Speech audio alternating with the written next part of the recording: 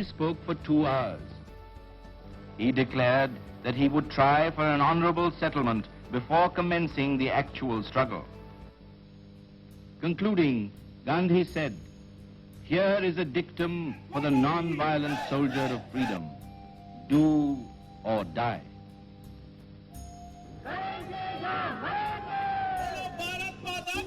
At the stroke of the midnight hour, when the world sleeps, India will awake to life and freedom.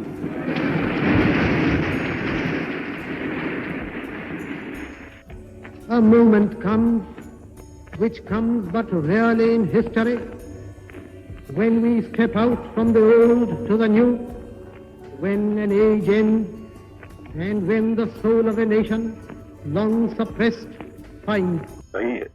कल मैं इधर आया तो आज अखबार में मैंने देखा कि लंबी चौड़ी बयान दिया जफरुल्लाह साहब ने, उसमें जूनागढ़ को भी डाल दिया। जूनागढ़ को सलाह जफरुल्लाह साहब ने दिया था कि हाँ तुम पाकिस्तान में शरीक हो जाओ, वो ठीक है, तो उसका जूनागढ़ का नवाब को भोगना पड़ता है, कोई जफरुल्लाह साहब को भोगना नहीं पड़ता है।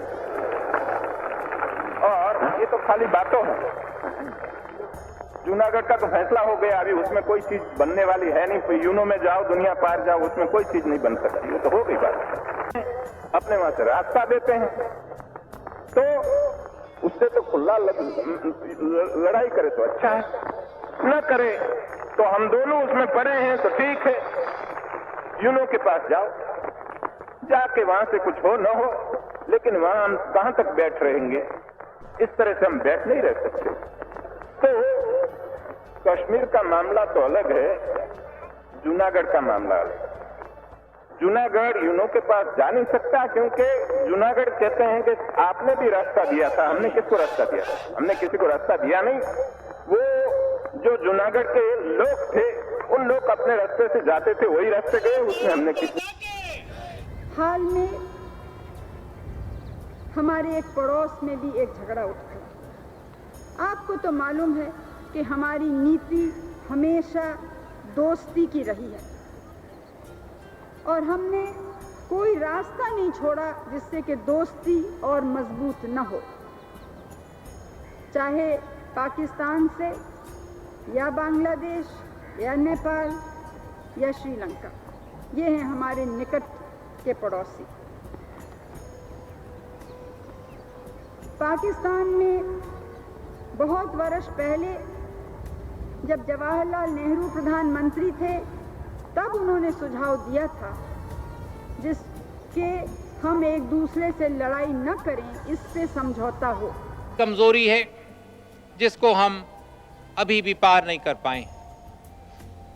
बहुत शिकायतें मुझे मिलती हैं कि हमारे कार्यक्रम पूरे तरह से देहात तक, जमीन तक, लोगों के घरों तक नहीं पहुंच पाते। हमें सोचना है कि ये क्यों होता है। मैंने कई बैठकें करवाई, लंबे लंबे घंटे हमने बहस करी। The year was 1923 when the struggle for independence reached a crescendo after the non-cooperation movement. A number of people had been arrested during the flag satyagraha in Nagpur. Amongst them were members of the Hubli Seva Mandal founded by N.S. Hardikar. The British government tried to break them, to persuade them and to frighten them, but their efforts proved to be futile against their resolve. It was during this time and while imprisoned that N.S. Hardikar envisioned the formation of Seva Dal, an organization that would train Congress workers and instill in them a strong sense of military discipline and passion to fight British rule.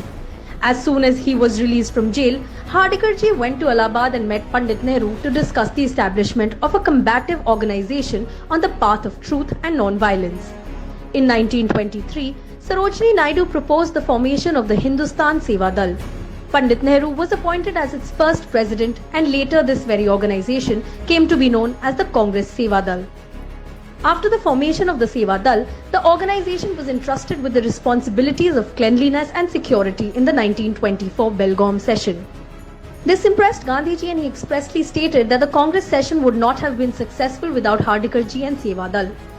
The influence of the Congress Seva Dal on the freedom movement can be gauged from the fact that the British rule banned it in 1932, fearing the revolutionary activities and popularity of the Seva Dal. The Seva Dal has always been an extremely popular and integral organization and has been called by both Pandit Nehru and Rahul Gandhi as the true soldiers of Congress. The importance of the Seva Dal can be measured by the fact that along with Nehruji, many notable Indians like the first president of the country, Rajendra Prasad ji, Netaji Subhash Chandra Bose, Rajguru, etc. were all members of the organization. Congress Seva Dal has always been the backbone of the Indian society and the strength of the Congress party. The strength of Congress Seva Dal is the strength of the nation because Seva Dal's ideology has always put the nation first, not any religion, community, caste or class. The country needs this legacy today. Jai Hind. दूसरा रूप होता है, डर के बिना नफरत नहीं हो सकती।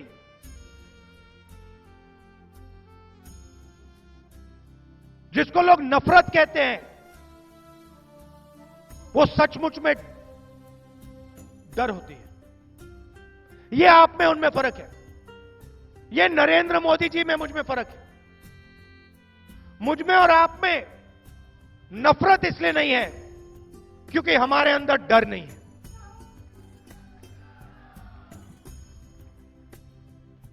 वो अपना डर दिखा नहीं सकते हैं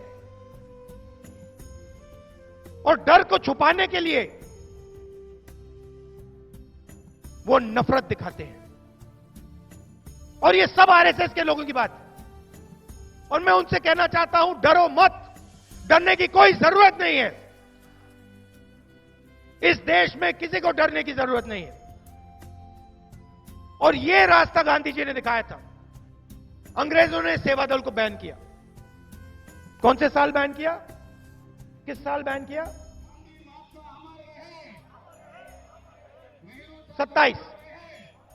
1927 में अंग्रेजों ने सेवा दल को बैन किया। कहा कि हिंदुस्तान में संगठन नहीं हो सकता है, इसको खत्म करो। जैसे मोदी जी कहते हैं कांग्रेस मुक्त भारत, वैसे अंग्रेजों ने कहा सेवा दल मुक्त भारत।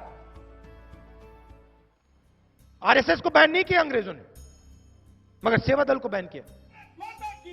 और गांधी जी सालों जेल में रहे।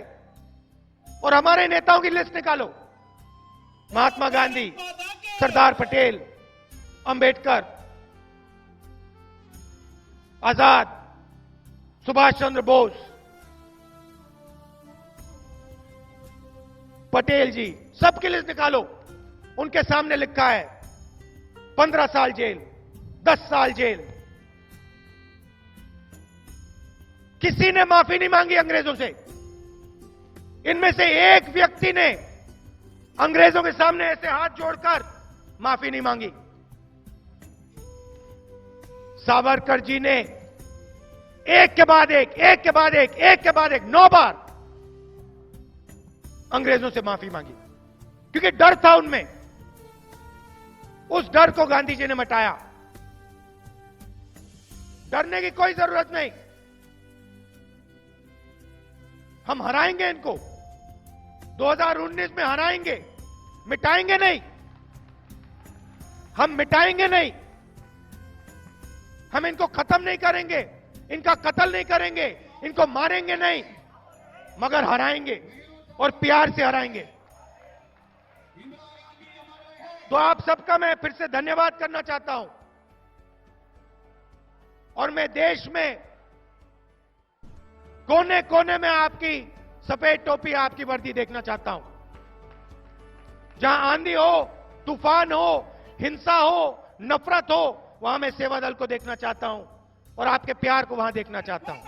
आप सबको बहुत बहुत धन्यवाद। जब देश की आजादी को 75 साल हुआ तो संघियों को, भाजपियों को इस देश की आजादी का गौरव लेने के लिए उनके पास कुछ नहीं था, इसीलिए उन्होंने कोई आजादी गौरव यात्रा नहीं निकाली।